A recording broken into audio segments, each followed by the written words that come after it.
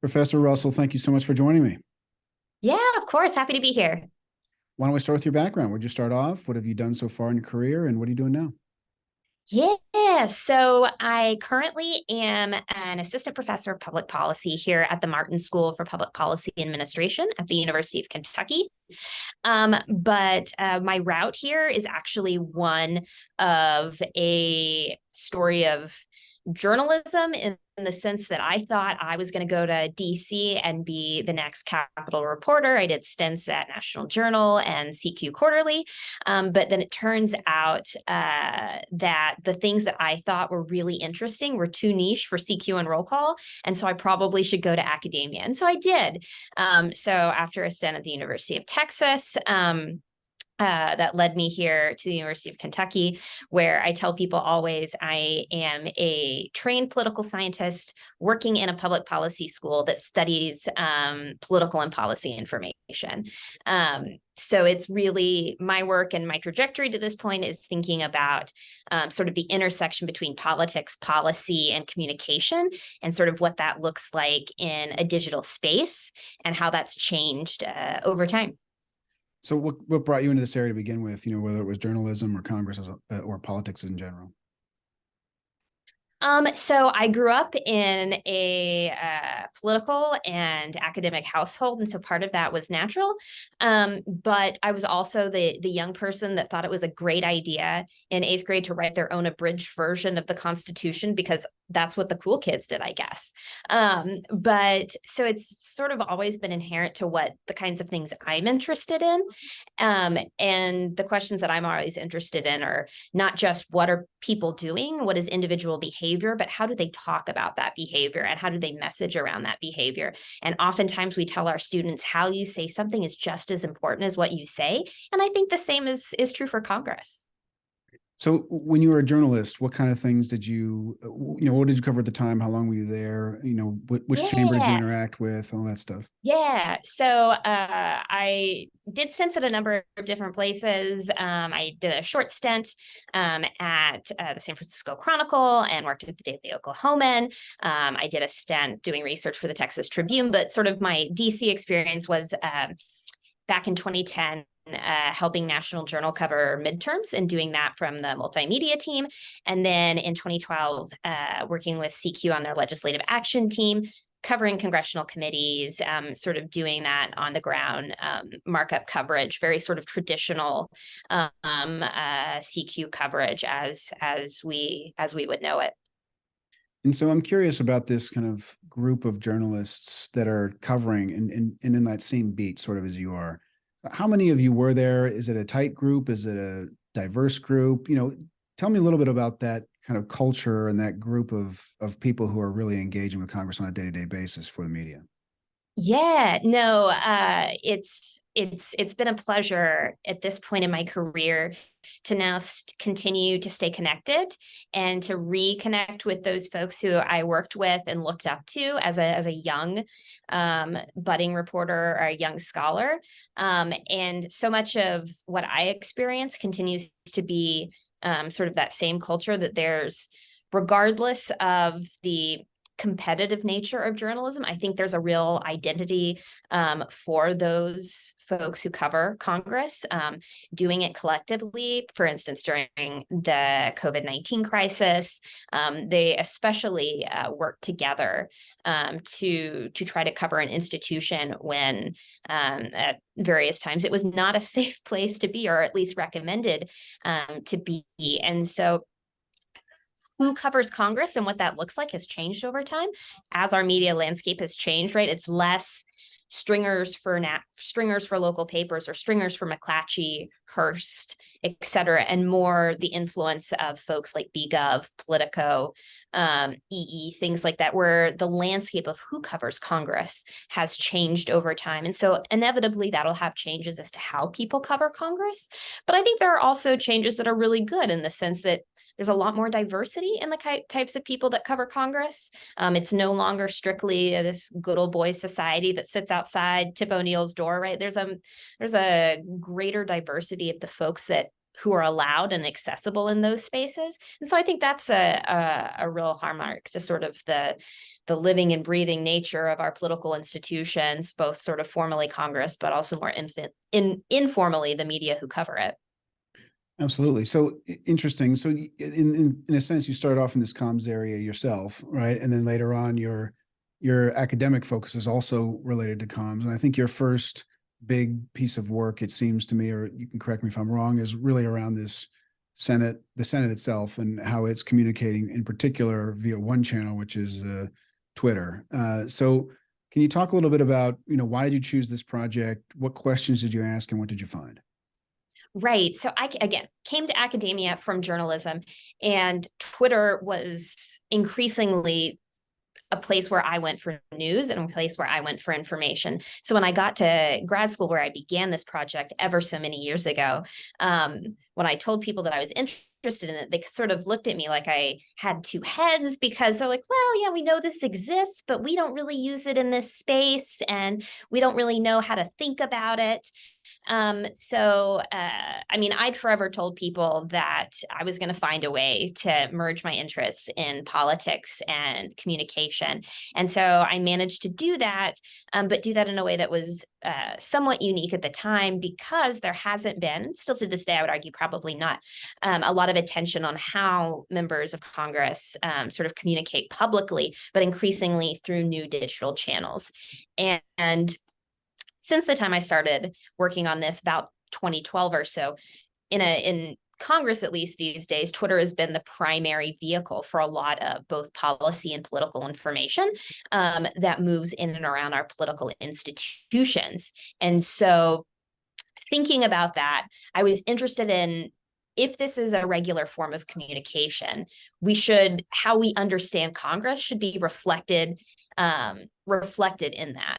And so a lot of how we understand Congress, sort of behavior, comes from legislative introductions or messaging on the floor or constituent communication, sort of these more traditional facets that I think we understand much more so than how we understand communication, or sort of layered on that digital behavior. And so I don't think it's all that novel necessarily, but the idea that using those communications should be able to convey information about not only what members or what senators are doing with their time, but also what are their policy priorities, and how are they positioning themselves within the institution, but also sort of more broadly within the political landscape, right? There was this initial conversation with folks about, what is Twitter and who is the audience, right? Is this just a new form of constituent communication? Is this going to give me something that I didn't already have, right? In newsletters or mailers, or sort of our more traditional forms of constituent communication. But what we really saw, and what I thought was really novel, was you have a slightly different constituency on Twitter, right? It tends to be more elite focused. It tends to be journalists. It tends to be special interests, insiders. And so people often say Twitter is not real life. And to a certain extent, I accept that premise, but it has very real world implications. And so if we consider that a fundamental part of what they do, and sort of that signaling, that should be able to tell us something about the type of representatives we have and what they value and how they see themselves within our political landscape.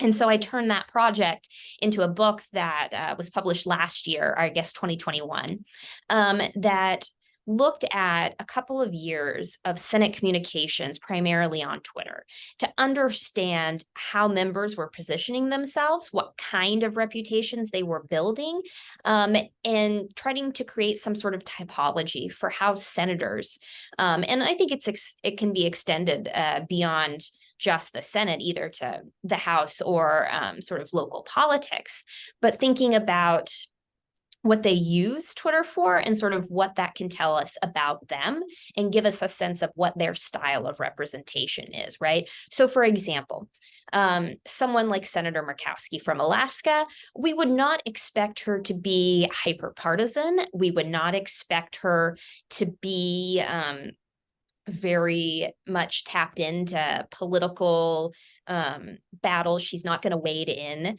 to every political crisis that comes onto the Hill, given sort of the nature of who she is, who she represents, and sort of her political reputation. And you see that borne out in the way that she communicates and the way she works, or I should say, the way her office communicates digitally. And so it gives you some sense of who these people are, right? When you start reading, I think I read probably 180,000 tweets by members of the Senate, and you start to know who they are, who they think they are, very intimately, and start to think, okay, if this is who they see themselves as, if this is who they want to project themselves as, this tells us something really important about not only who they are, but where they may be potentially going or what they're going to prioritize during their time in office. So maybe I can ask a few basic questions before we go into some of the details of that. So, 100 senators, and the time that you were surveying was what period of time? The 2013 and 2015. Okay, so still relatively earlier in the Twitter Right. Dominance of the political dialogue, I guess you could call it, at least among certain groups. So I'm curious about, of the 100 senators, how many were actually tweeting? Were all of them doing it, or was it a subset? Yes. Yes. So as of 2013, after the end of 2012, every senator at that point, to varying degrees of reliability, was on Twitter and was actively using it. Some of my recent work has focused on just how that process happened, and there were many years practically between 2008, 2010, and before where staffers were simply pleading with their bosses saying, I know you've never sent an email, but you really need to be on Twitter, right? And it's a question of, well, why? What am I doing? But I think particularly 2008 and 2012 elections really showed what the capacity for digital can be. And a lot of the digital and Twitter behavior in Congress, not just specific to the Senate, is often a reflection of what's been tried and done on the campaign as well. And so at that point, you at least, and the reason I picked 2013 is you have consistency across the Senate. And even by 2015, it's certainly sort of ingrained into their norms and behaviors. So they all had an account. What was the frequency distribution of how many tweets they did per day or per year or whatever? Right. So on the low end, you had someone like Senator Nelson from Florida who was not, and his staff were not active on social media. And that's somewhat to be expected. A senior senator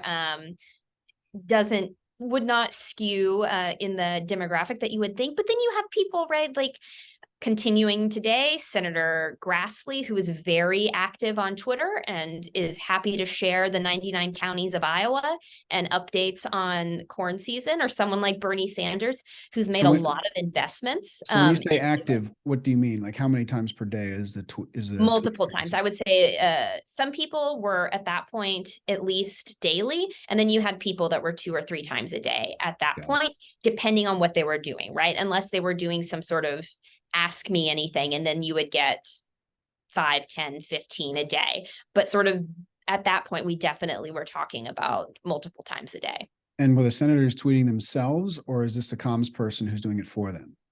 This is primarily a comms person. So the way I like to think about this is if we think about Senate offices as firms or enterprises, right? There is a mission that everyone is there to serve.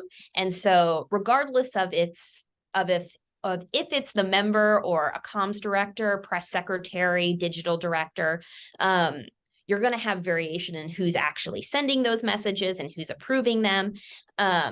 But primarily it's staff, right? So we can think off the top of our head a number of people who do this on their own. Chris Murphy, Brian Schatz, who tend to sometimes by force take the helm of their Twitter account, much to the chagrin of their staff.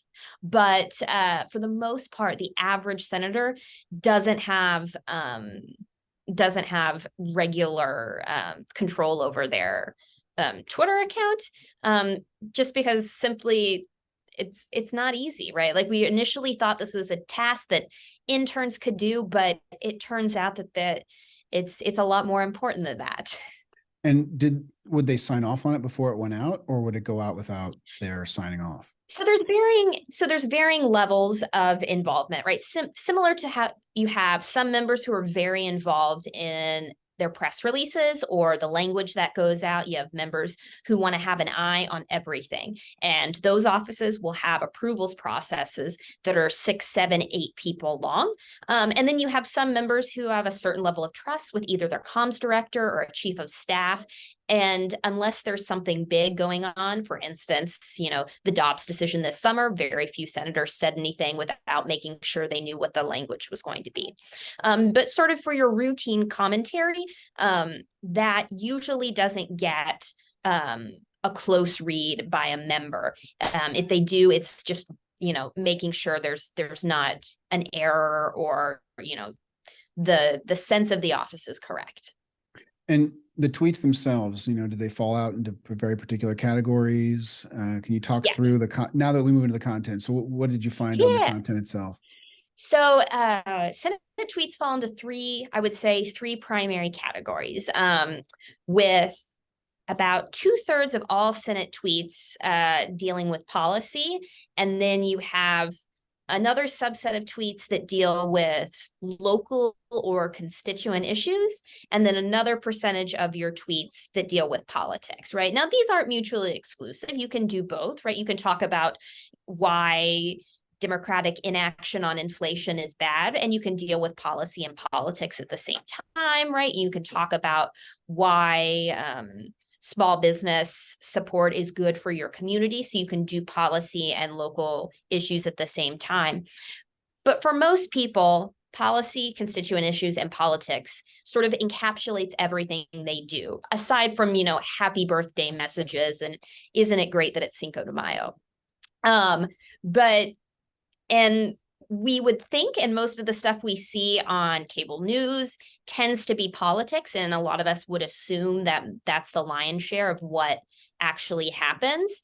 But it turns out that politics, at least during this period, and even extending into the first year of the Trump presidency, the lion's share of politics is only somewhere between 10 to 15% of what actually gets shared in a Senate Twitter setting, whereas most of it, I would say, anywhere from 60% to about 2/3 is policy relevant.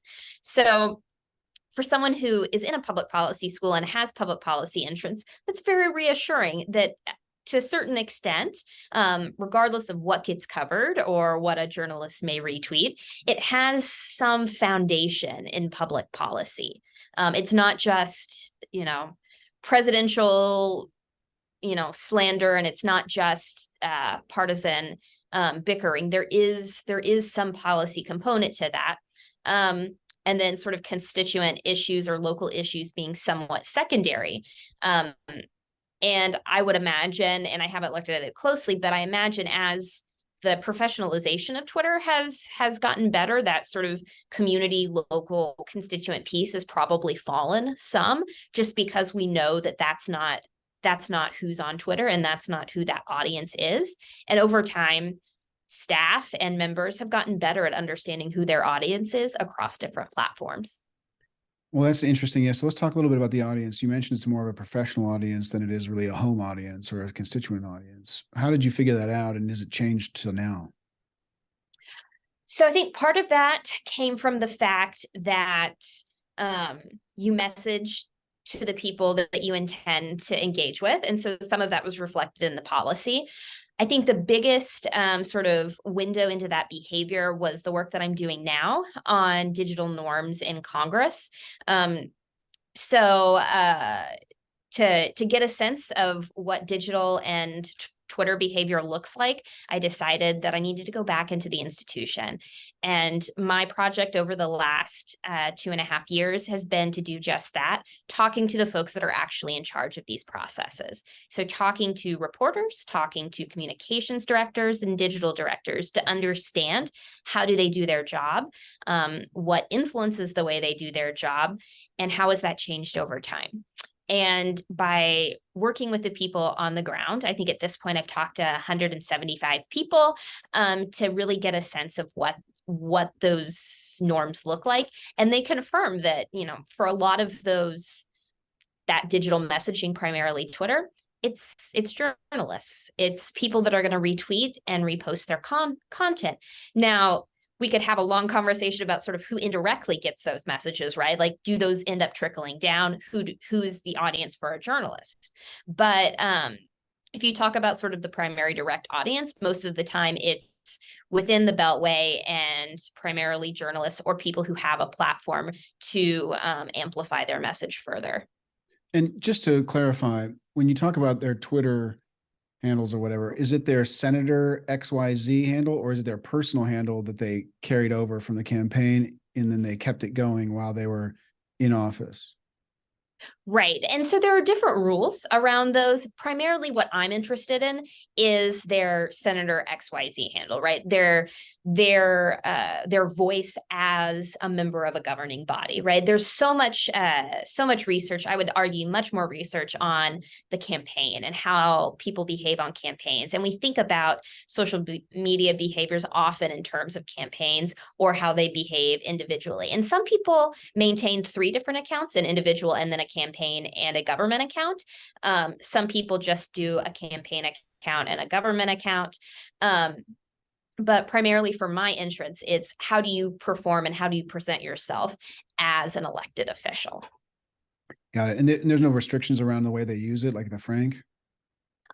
So there are some restrictions as far as theoretically how you're supposed to behave and sort of what you can do electioneering versus other things, right? Like if you think about the differences in Twitter from a campaign to governance, there's certainly a how do you fundraise, right, component to that isn't present in governance.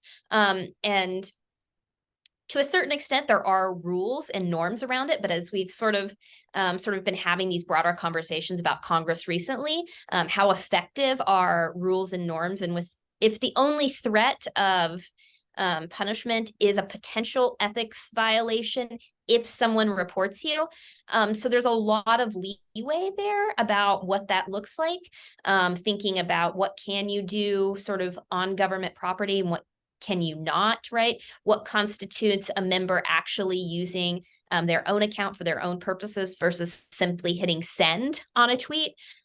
So there's a lot of variation, but sort of, again, primarily my interest is a somewhat more constrained set of government specific messaging.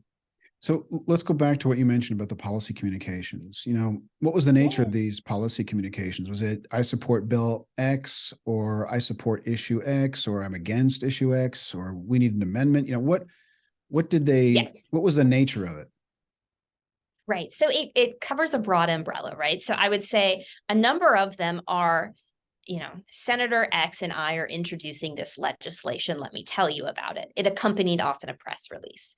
Early Twitter was very, hey, we're doing this press release. Let's do a tweet with it. Before they realized that might not be the best way to engage an online community. So a lot of it is, I'm doing this. There's a committee meeting. We're having a markup. We're voting. This is coming up for a vote. This is how I voted. Some of that, but there's also, it's very clear that members have their own priorities outside of what's on the legislative calendar that they will aggressively comment on. So for example, Senator Gillibrand out of New York, regardless of whether or not it's on the agenda, has always been very vocal about support for sexual assault victims in the military, and so pursues that agenda both sort of through her traditional congressional capacity, but also digitally, right? You have people who, if they've sponsored legislation, they will continue that regardless of the legislation's status. And then you have people who are from different regions, right, that are going to be very vocal on specific issues. So if you think about senators from Western states, things like public lands, water rights, grazing rights, things like that, where they know they have a reputation. And so they message on policy that's going to bolster that reputation. So some of it is directly tied to sort of legislative behavior, and some of it is going to be directly tied to their own policy priorities. And then some of it, I would say, the sort of the third bucket is what I would call news of the day. Things happen, disasters, court decisions, no one can get Taylor Swift tickets, and so we're going to have a discussion about Ticketmaster and things like that. So there are inevitably sort of what some people call the surprise box, right? That you never know what's going to come up, but at some point you have to say something, or you feel this is in your wheelhouse, this is in sort of your own policy portfolio. You have to say something, and so I would say it sort of falls into those three buckets as far as the type of policy communication they engage in. So I'm curious about their approach to either communicating outwards or getting communication inwards, right? So are all these communications sort of like broadcast, or are they try to be interactive? Like, are they a call to action for people to do something? Like if I read any of these policy tweets, do I just know that he's working and his intention is to let me know that he's working hard on X, Y, or Z? Or is there a category of like, he wants me to do something? He wants me to write a letter. He wants me to come out and protest. He wants me to do something, or she. Right. So for the government accounts, I would say it's much more information sharing. There is some literature that suggests that, if 30 constituents tweet at a member, they're at least likely to notice that or pick up that. So there is some sort of interactivity there. But I think the initial idea, and this sort of is traditional to a lot of social media work, if we think back to sort of initial intersections with social media and politics, I think the best example is the Arab Spring, where we saw the power of technology and a group of motivated individuals, and how that could be used in a more, for lack of a better word, democratizing fashion. But it turns out what we see in Congress really isn't that. There's not a lot of interactivity. Most interactivity, if you do have it on social media, is across Facebook, where you might do more Facebook town hall, do some sort of live webcast. But Twitter specifically doesn't provide really the capacity to do that. So you may have some interaction, but that's not primarily the vehicle for that. So it's much more information sharing and much more information tracking, right? We don't have as much research on this, but based on my conversations and the work that I'm doing now, a lot of what they use it for is simply to track information, right? If we think back to, and I apologize for taking you back there to March 2020, when we were all trying to figure out what are we doing in the midst of a global health crisis, Twitter was the first place that we found out what the Senate was going to do. Mitch McConnell sent out a tweet that they were going to stay in session, and that was the first place anyone heard. It hadn't gone through the cloakwood. No one got an email. Certainly no one got a fax. And so it was a function of where is the institution going? And so not only is it a mechanism for sharing information, but also for a lot of staffers, both in comms or in policy or doing constituent or casework, it's figuring out, okay, what's the institution doing today? And what should I be prepared for, regardless of if you're a staffer or a journalist or a professor like me. So I guess there's an assumption there that other senators are reading other senators' tweets. Yes, at the very least, senator staff are reading other senator staff tweets. And I think, and you see that when it comes to collaborations, oftentimes you'll see two senators team up on something, or they'll do a press piece together. And it's like, oh, well, that doesn't make any sense. Why are those two senators teaming up on this? And well, it's like, oh, well, it turns out, that senator plays basketball with that chief of staff. And so a lot of that actually happens, and sort of that collaboration happens at the staff level, right? And you can't actually get that from Twitter. But if you go back into the institution and have those conversations with people, some of that becomes a lot more clear. And what about the follower distribution of the different senators? Does everybody at least get followed by everyone, all the other senators and their staffs, or do some people have one follower and others have millions? How is the breakdown? Yes. So it's extremely variable, right? Like, so you can imagine the late Senator McCain had a massive following because he ran for the president, right? Any senator who is even suggested or hinted at a run for the presidency has an outsized following compared to, the average or junior senator from Midwest state X. But it also depends on sort of, is that a senator who is interested in investing the time into communication? Some people don't. There are some communications directors that will admit that it was clear that their boss and the rest of the staff had no interest in what they were doing communications wise. It wasn't a priority, and it probably doesn't remain so, but they do it because it's a function of how information moves in the institution, right? And so some of that is reflected in follower counts.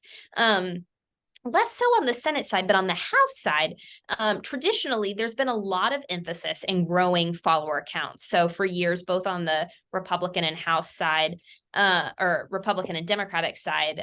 So for example, Hoyer's office for years had hosted a competition to see over the summer who could grow their social media followings faster, who could grow more followers on YouTube or on Twitter or on Facebook.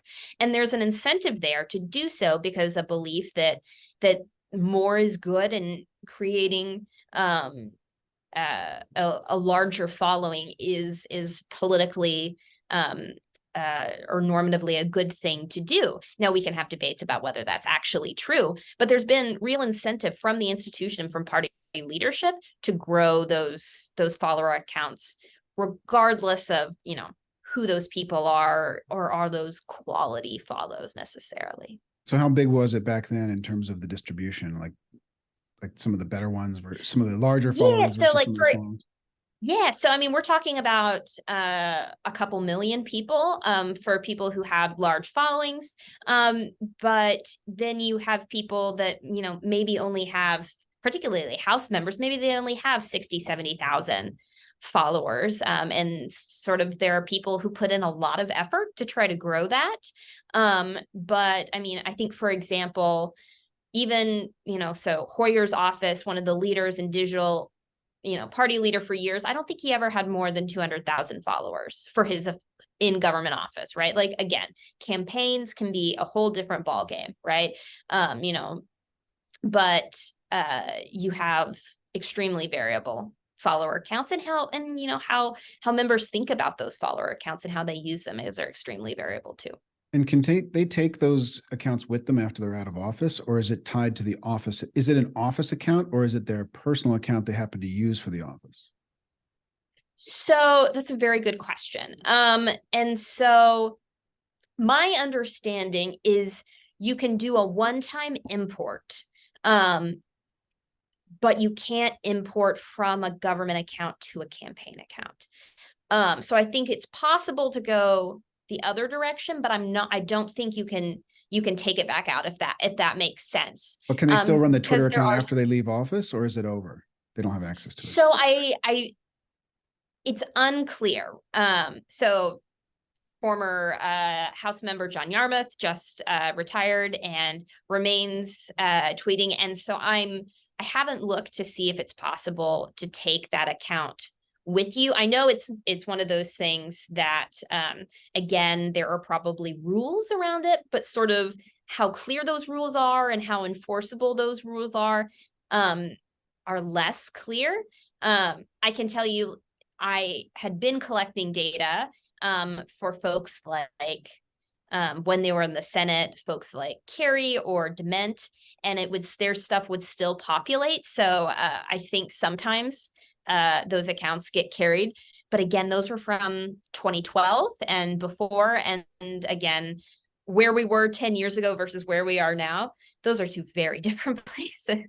Yeah, I'm just curious because it's an asset that you can build up over time, and whether you can carry that beyond Right, beyond right. the I mean, official account might be something that they want to invest in at the time and then keep with them. right, right. Well, great. Well, any other interesting tidbits on the tweet side before we move on to some more general question about comms? No, I mean, I think it's I got asked years ago, what are you going to do if Twitter ever goes away? And over the last year, it's been an interesting space to really have that question answered, but yet to be or sort of question be asked, but yet to be answered. I think in November we were all sort of prepared for the worst, and the question was, what's next? But the answer I always gave was until the journalists leave, nothing's going to change. And thus far, right, like I think people would say like maybe it's changed in some capacity. It's a slightly different space, but it's still a primary space where information is exchanged and where reporters and members of Congress and their staff sort of collectively go. And thus far, we haven't seen a replacement. Excellent. Well, that leads us nicely to the general comms question. So I understand your next kind of work is more broadly around comms Right. in Congress. And I guess the first question I guess I have is,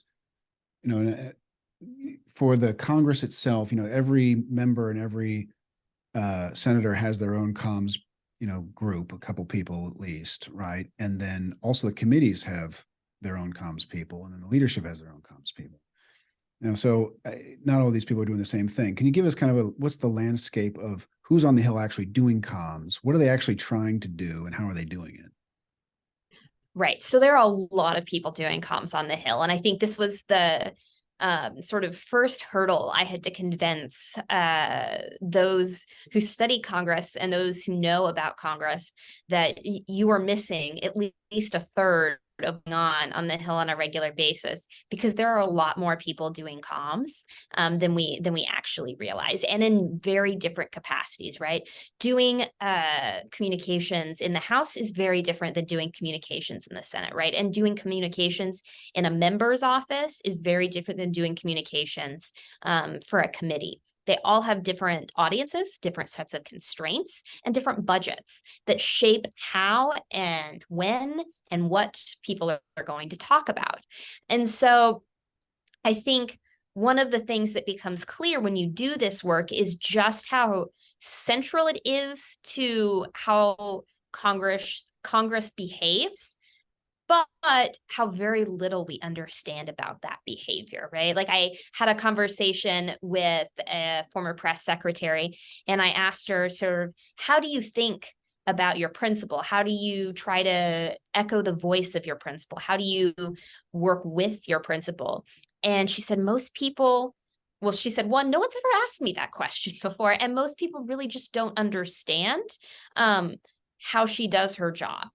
She's like, my parents don't understand what I do on a regular basis. And most people assume that that comms folks provide some sort of supportive role to the policy folks doing sort of the primary work within an office. And I think the first job that I had was to sort of dissuade people of that notion that a lot of the work, the good work that gets done in Congress, is often a combination and collaboration between policy and comms staff to put together packages, toolkits, and information that is both like policy sound and also performatively sound as well.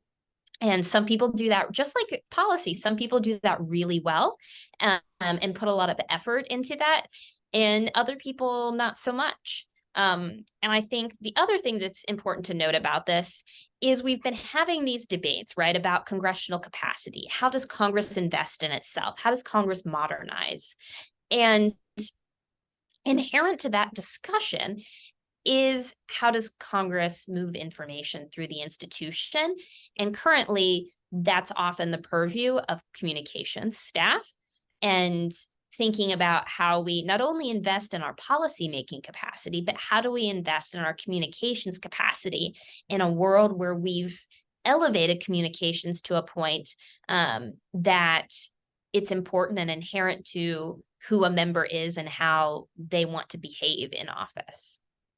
So let's talk a little bit about the channels that these different communications groups use. Obviously, as you said, they're going to have different audiences potentially, and that's going to impact the channels that they use to reach those audiences. Can you kind of walk through a communications team at any of these levels of the organization? Yeah. What channels are they using? Yes. Obviously, you focused on Twitter, but there are others. What are they using, and Right. how much are they spending time on these various channels?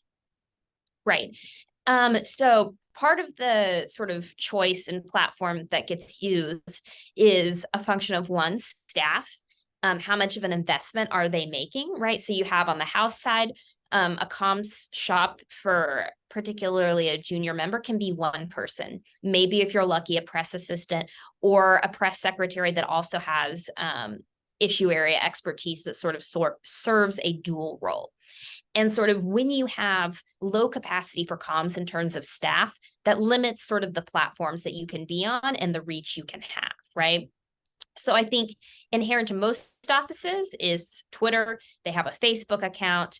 A number of them increasingly, I would say more than half, have Instagram accounts, YouTube accounts where they at least upload videos and sort of hit sort of the basic functions of what an office needs in terms of communication capacity, right? They're issuing press releases. Some offices do newsletters, some don't. Some offices have people writing speeches. And sort of all of that falls under the purview of theoretically, of a comm shop. Layered onto that, right, is the implication that you also have digital needs that may be separate from traditional communication shop. So outside of reporter relations, press releases, speech writing, is having someone who is dedicated not only to social media, but to photography, video, creating content in ways that certainly is very different than even when I started doing this research in 2012, but certainly different than it even was just a few years ago. And while both, I would say, the House and the Senate engage in sort of that digital production, it's much more prevalent on the Senate side simply because they have the resources to do so. So while you may have 1 to 2 people doing comms in a House office, you're likely to have at least 3 to 5 people doing comms in a Senate office. And that allows for greater digital capacity, and that allows for more platforms and someone who does have expertise in social, in addition to someone who may have expertise in video, photography, lighting, etc. And so at that point, then you can say, okay, well, I'm on all the basic platforms, right? I'm on Twitter, I'm on Facebook, and I'm doing so in an effective way. But sort of the next step is, okay, I'm on the platform, but how am I using it? Am I able to create my own in-house graphics? Am I able to produce content that's likely to go viral or get more clicks rather than just sort of basic updates of what my boss is doing, right? And that's something that you see, particularly at the committee level, because they don't have to sort of respond to the news of the day like a member's office does, and in the Senate because you have theoretically more resources than you would on the House side. And on the Senate side, you have folks like Senate Democratic Media Center who can help you provide some of that digital content. So for platforms, right, it's using sort of those common platforms that sort of lay persons use on a regular basis. But the big difference is how they use it and being able to use sort of digital content on those platforms in really effective and authentic ways. And, you know, to a certain extent, again, it comes down to resources and budget and sort of how a member wants to allocate toward those priorities. So do they don't cover the emails then, or the mails to constituents, the communications office? No, that's going to be that's done separately. Again, sort of you may have all hands on deck, particularly in a House office. There may be more collaboration, right? If you're getting a bunch of constituent feedback that says, you know, we don't like this, think differently about this, I mean, inevitably that's going to maybe shape, one would hope, the way that you're going to message or what you're going to prioritize or how you're going to talk about an issue. But that's usually thought of as a separate job. Got it. And how about the relationship with journalists? I'm curious, and I'm sure that's changed over time, right? Where it used to be very important. Maybe now, if you have direct channels, less important. But how does that work? Is it, you try to line up interviews, or you try to reach out with your press releases? How does that dynamic actually play out? So it's, again, going to be extremely variable. And I think that there's variation, particularly again across the House and Senate. And I'll probably say the word resources more time than anyone probably needs to, but alas, here we are.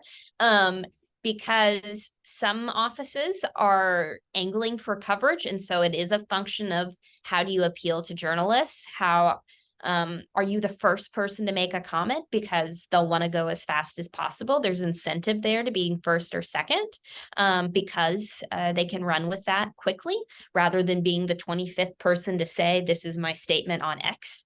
But then there are also times when it's, particularly on the Senate side, you have a deluge of requests, right? And then it becomes a filtering operation, right? How do you filter the requests?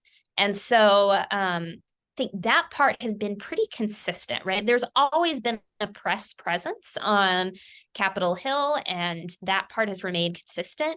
Email remains, what it was. Like if you shoot someone an email, there's a good chance that they just don't respond back. And maybe you do get through. Yes, maybe you can go through Twitter now.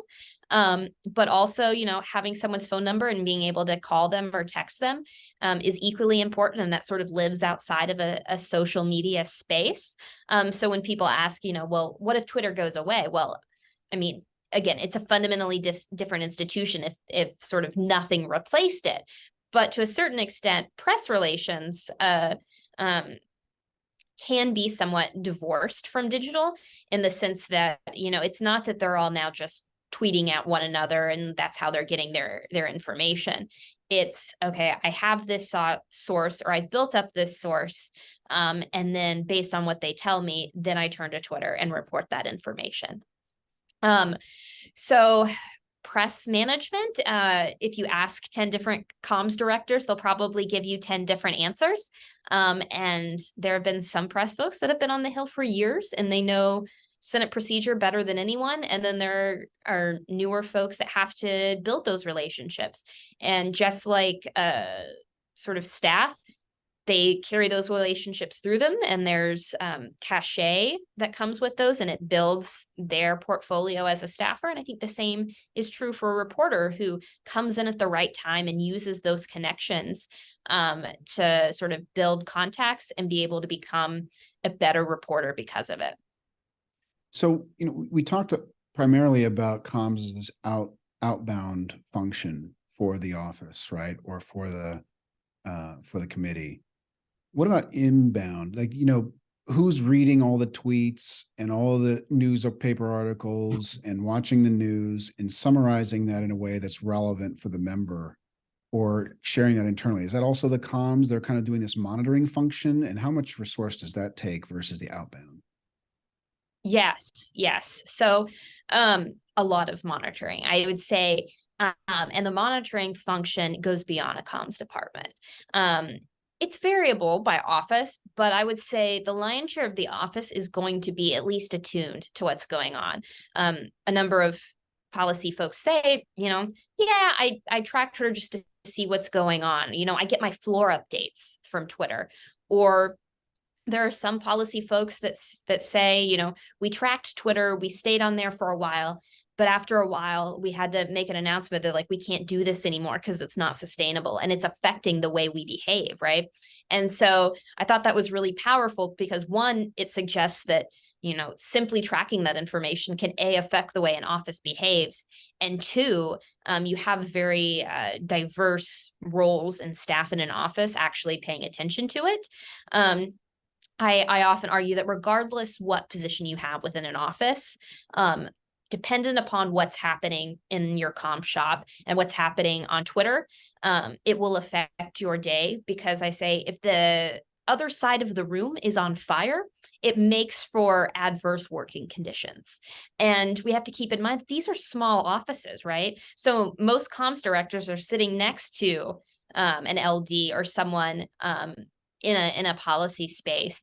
And so it's not like they're closeted off in their own room doing secret strategic communications that the policy shop has no idea what's going on, right? These are very collaborative workspaces often, or at least the best ones are, and sort of thinking about what makes for a good relationship is sort of this understanding of what each person brings to the table. And I think one of the things policy staff try to do, especially, is understand what's going on and what's coming across the desk of a comms person so that they can say, oh, yep, I know that thing got released. I know we're going to need to make a statement. I'm happy to pull up some language or pull up what we've been doing in this issue area. And so I think there's a general sense that everyone needs to be aware of what's going on. And so it's not so much that they are tracking Twitter as much as a comms person would, but there's a general sense that they need to be in the know as well. And they're not just immune from the congressional Twitter ecosystem, if you will. Yeah, I mean, that's an interesting concept, is like how much is really strategic in terms of communications versus just responding to some trash online, right? And does that really, or focused on the ultra short term to the detriment of the functioning of the institution? Right. Every office has their own measure for when to let the pitch go by. At what point do you say that's a debate I need to be a part of, and at what point do you say that's not our values, that's not relevant to us, we're just going to let them have that fight and we move on, right? And I think there's often this push to want to be involved. There's incentives to being online. And we've seen sort of what it means to be a successful member of Congress slightly change over time in this media world, where it's not just putting in the time on a committee to be a policy expert, and it's not just doing favors for party leaders to sort of grow your presence there, or, like going home all the time and to grow your relationship at home. But there's sort of this new path that sort of digital allows for a national or a digital savvy reputation that really hasn't played out yet. And we really don't know the impacts of it, such that, can you base your political power off your digital constituency or off your digital brand, right? And we've seen some of that on the progressive wing of the Democratic Party, sort of being able to use that. And we've seen that to a certain extent as well on the more conservative side of the Republican Party. Like, can people who may not have the political or policy power of some sort of wield digital power in ways that sort of grow their overall power within the institution? And so I think long term, that'll be one question that remains unanswered as far as what digital or what comms sort of in this current climate can really buy you in terms of what it means to have power in Congress and what it means to be successful as a member. Did you ever, measure the frequency or interactions or the so-called success on the comms side and compare that with success, say in legislative effectiveness, like Volden Weissman's score, or someone, yes, and what's yes. the result of that comparison? So it turns out legislative effectiveness is related to communications at 0 level. There is nothing significant as far as how frequent members use Twitter or how they communicate to the way in which they are effective lawmakers. Colleagues and I have tried every which way to find a possible connection to communications behavior and legislative effectiveness. And I think it's a function of the fact that the ways in which you use communication is so variable. And it gets back to the point I made about my work in the first book about how you can use it across different typologies, right? You can use it for constituent issues. You can use it for policy. You can use it for politics. And because it has this broad capacity to do a lot compared to effectiveness, which is a measure of policy capacity for the most part and lawmaking capacity, you're sort of measuring two different things. One captures broader legislative behavior, and one captures lawmaking behavior, and those things are related, right? And so we do see some connection to sort of the foundations, right? Like those with more resources, seniority, or those with specific policy interests may behave a little bit differently. But when it comes to strictly looking at effectiveness or sort of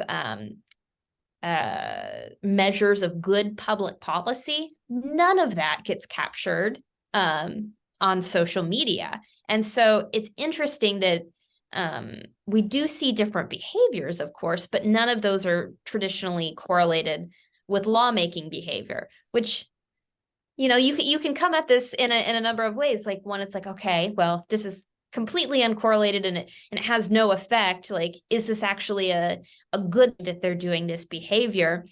Or is it sort of a question of mismatched priorities, and that you're asking people who are good at one thing to sort of orient themselves in another space? And should we even expect that to begin with? I think it's fascinating that there's no correlation whatsoever. I think a lot of people would assume that it's negative, right? That those who can't lawmake communicate, right? But that doesn't actually end up being the case. That's very interesting. And what about the correlation on reelection? Is there a high correlation between communication and reelection or no?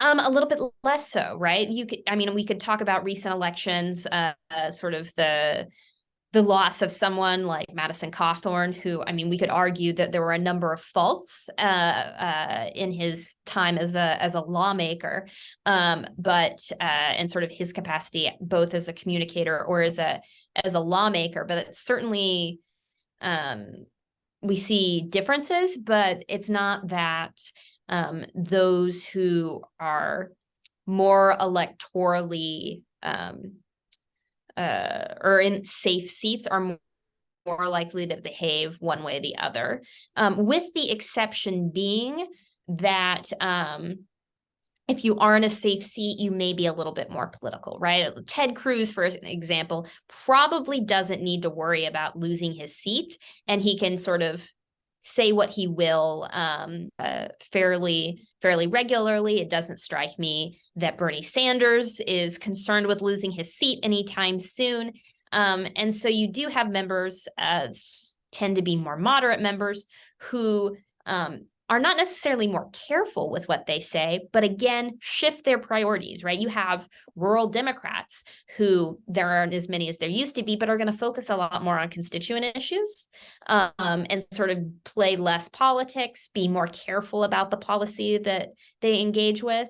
For instance, this last year when we had the Dobbs decision and then the leak before, Senator Manchin did not say anything within 24 hours after that leak because nothing good was going to come from him saying anything. And so you do see a lot of careful concern that I think is very much election oriented, and the notion that any of this is sort of altruistic and not re-election oriented is a hard sell as well. So I don't know if there's anything else you want to mention about the structure of the comms and the future of comms on the Hill before we move into sort of a general capacity question on digital.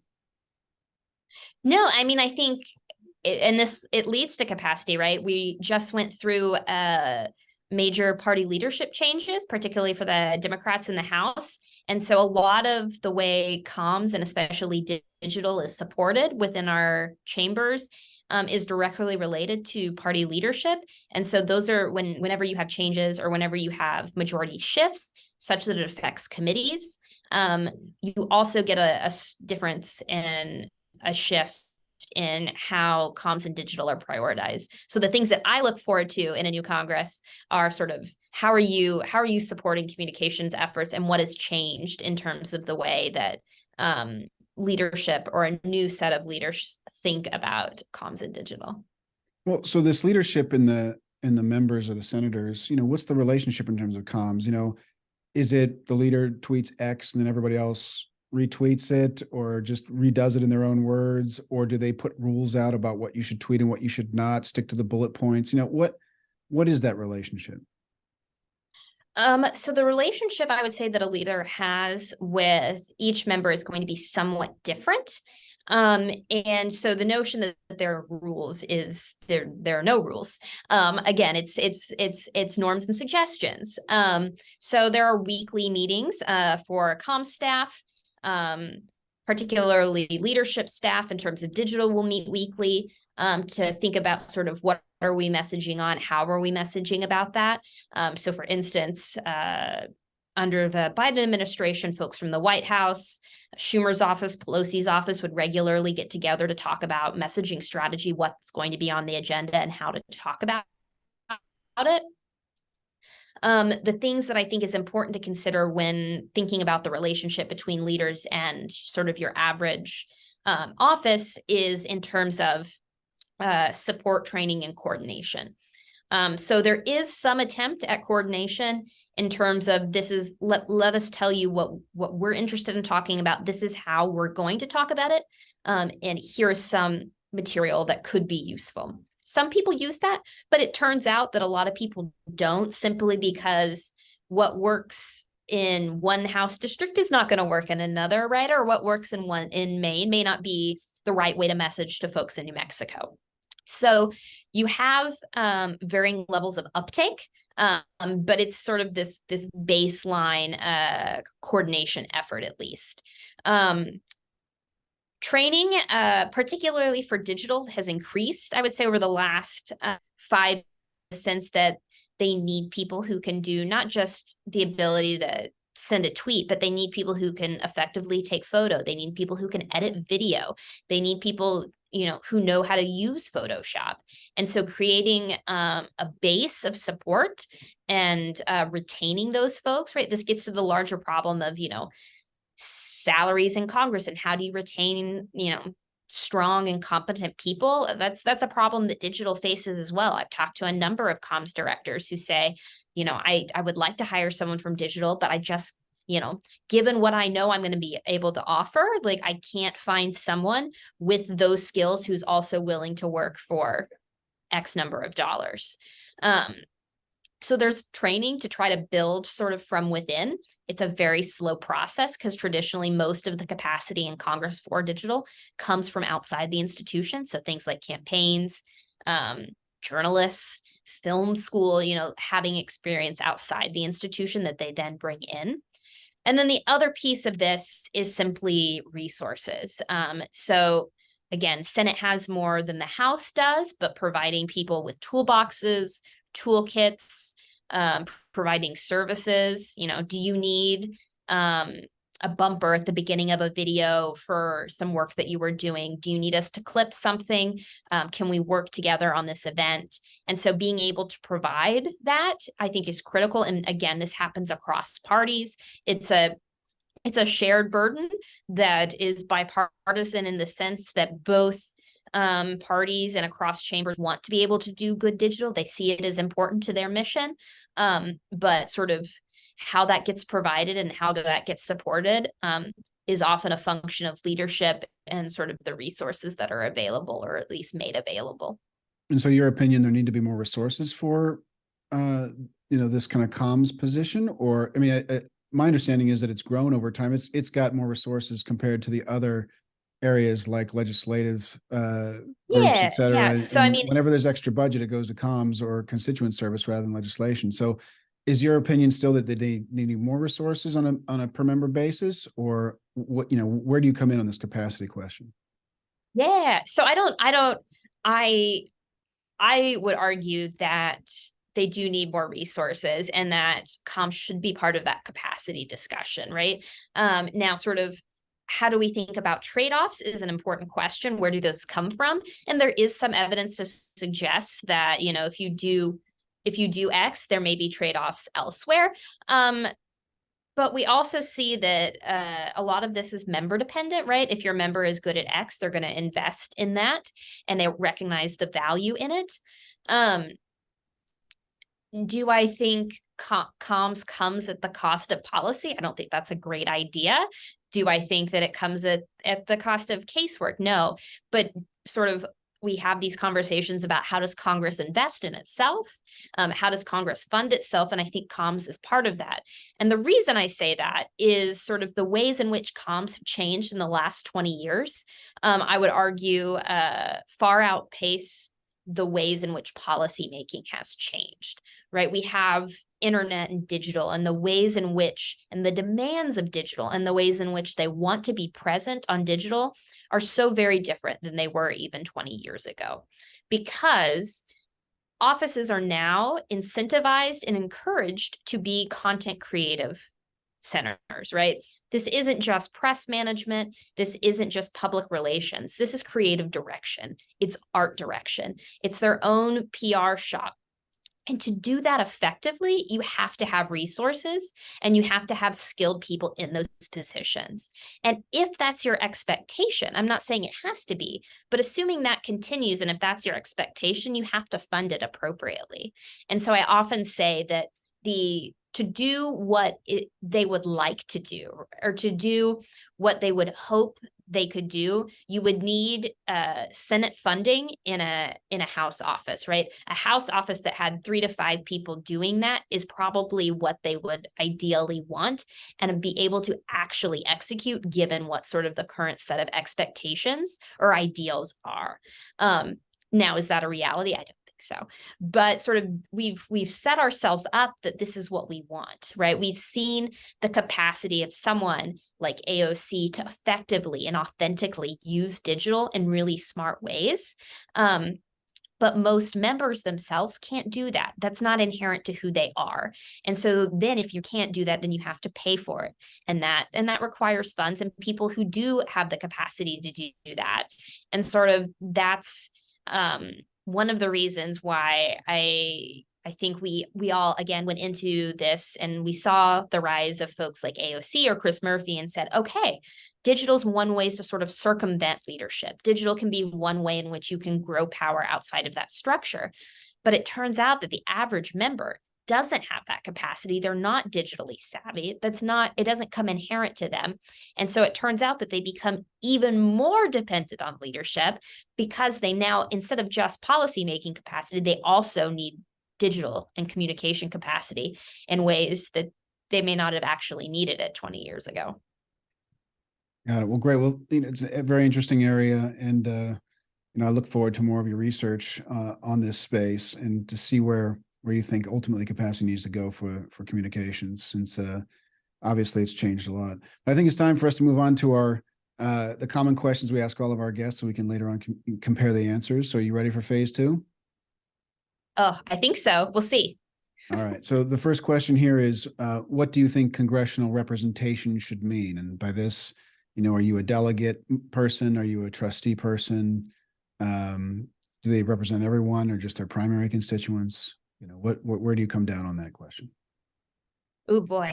So because I live in the digital space, I think what representation means today extends beyond their original voters. So, right, if you think about Fenno's original concentric circles about who your constituency is, I would build that outward, right? Because I think there's increasingly a digital or a national constituency that goes beyond sort of who's voting for you in your district or who's voting for you in your state.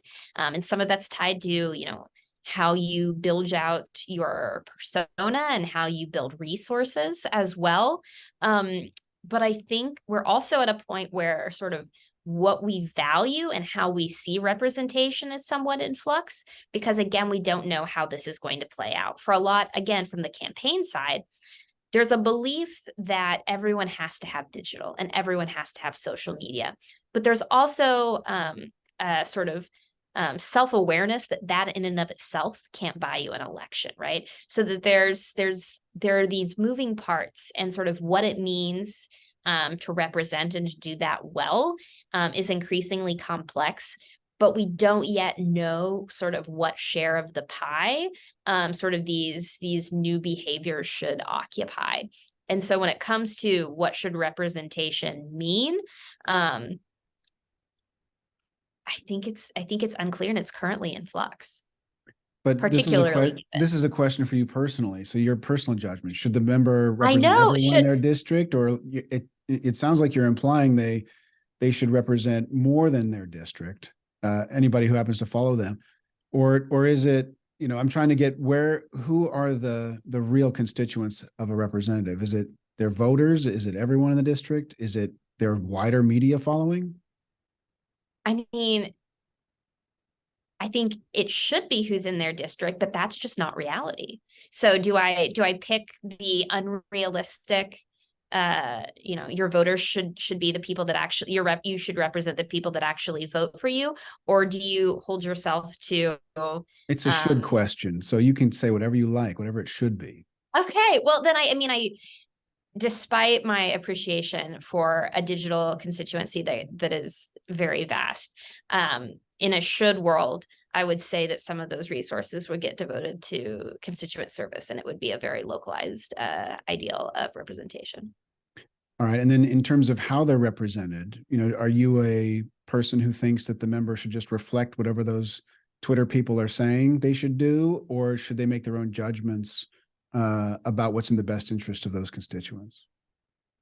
I think there's room for your own judgments, right? I think we elect leaders not only because they're a warm body, but because they have some sort of understanding and capacity. And I think judgment has a place to play, because I don't have the capacity to pay attention. I mean, I study public policy, and I don't have the capacity to understand everything, nor do I have a staff. So I think there's a level of judgment that I would expect from my elected leaders. Great. So the next question is, how would your ideal Congress allocate its time? And by this, I mean in DC versus at the home district, legislation versus tweeting. And I think your answer would be interesting to think about how your perspective on home district work, when there's a digital channel available, you don't even have to physically go to interact with the district. Right. I think the ideal allocation is going to be a function of your district and what they expect, and what you're actually capable of doing. And sort of if your goal is impact, dependent on the type of district you're in or the type of state that you're in, actually being home may not actually do what you need for your constituents, right? If what your constituent needs is for you to pass a bill creating more capacity for small business, then walking in the local parade isn't actually going to do that. So I think it's very individual specific about ideal time. I mean, I would argue that the lion's share, again, I'm in public policy school, the lion's share of your time should be about public policy. But I do think that allows for collaboration with comms staff to elevate that policy agenda and to think critically about how you present yourself in that public policy space. So maybe I'll ask you a slightly different question then. How much should they spend their time on comms versus legislative activity? So I guess if there's an assumption that it's a trade-off, and I'm not necessarily sure it is, but I do think comms is at least a third of what you do, because if you do really good public policy, but if no one knows about it, I'm not so sure you're actually being successful as a member. Excellent. Next one is, how should debate, deliberation, or dialogue occur or be structured in Congress? And by this, should the committees be where all the dialogue happens? Should it be behind closed doors? Should it be on the floor? What are your thoughts on that, since you've been in the committee rooms, during these markups? You probably have an opinion on that. Yeah. So again, the journalist background, like transparency, open meetings, there's a vein through me that appreciates that. But at the same time too, I do understand from a negotiation standpoint that sometimes having every card on the table doesn't benefit the overall process, right? There is sometimes where having too many voices will slow and be ineffective for a policy process. We think about this from a policy standpoint in terms of agenda setting control, and sort of, does it behoove you to limit the number of voices, right? Is it a good idea that, Jake Sherman is sitting outside Pelosi's office and waiting for someone to make a move, and no one can have not a clandestine, but right, no one can have an off the books meeting, or it becomes a lot harder today. And I think both of those things can be true. I think there can be an effort to sort of give the information that's needed and be transparent about behavior. But I do think we benefit from a world in which people can make compromise, and people can do so without needing everyone to know what everyone's doing at every moment in time. Excellent. So a journalist who still believes in privacy. Yes. For some things. Great. So the next question is, what fundamental institutional improvement should Congress make within 50 years? I mean, I would say self-funding such that it can actually, if it wants to be a digital community, if it wants to communicate in the way it says it does, then funding itself in ways that actually do that and retain the talent to do that effectively. Because if not, then you should get out of the game. Excellent. Next one is, what book or article most shaped your thinking with respect to congressional reform?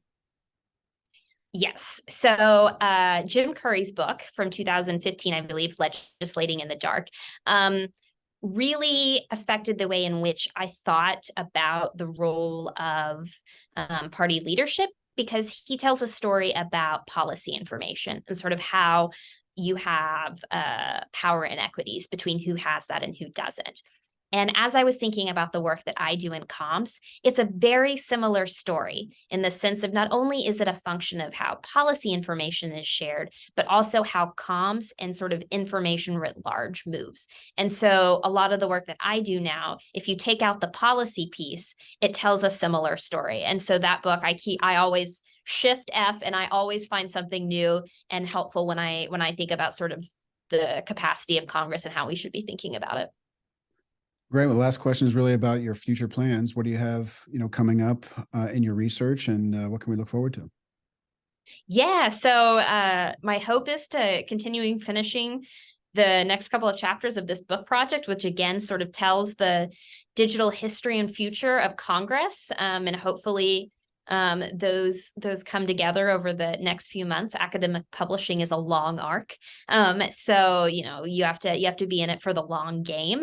But hopefully continuing that project, and then spending some more time trips back to DC to sort of build out this project that sort of really has taken on its life of its own, of really understanding sort of the comms and digital side of the building, and in ways that no one's really ever thought about before.